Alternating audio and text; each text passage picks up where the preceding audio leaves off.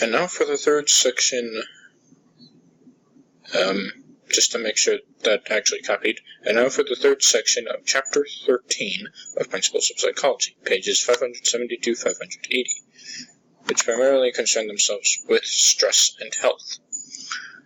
Stress, events and stimuli that threaten us, how we assess them, and our physiological reaction.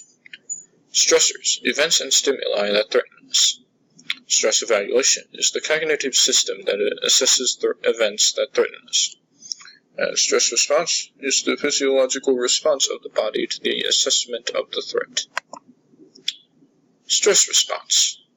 The polygraph is a device that monitors several physiological measures, such as respiration, heart rate, blood pressure, and electrical conductance of the skin. Prime example, lie detector. The general adaptation syndrome is a system connecting stress and disease through a series of stages.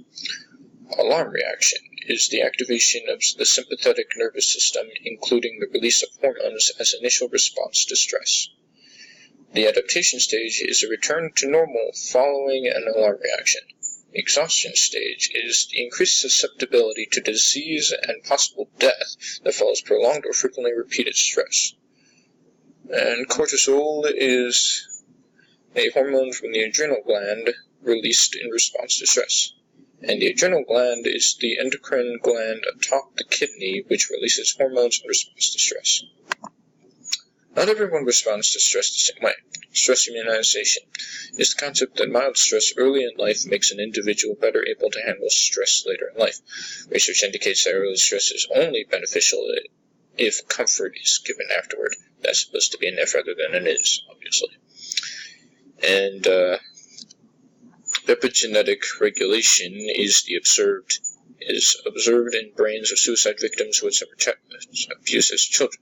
And epigenetic regulation is caused by a lack of maternal affection in childhood and maternal care after exposure to stress. So in other words, only mild stress is beneficial, assuming comfort is given afterward in youth.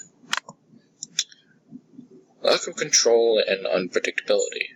Less control and predictability produce more stress.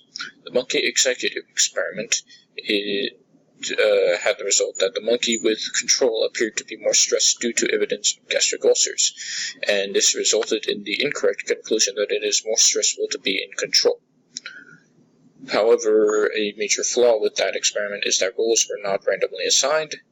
Later on, a rat experiment was conducted that produced a different result. Control leads to less stress.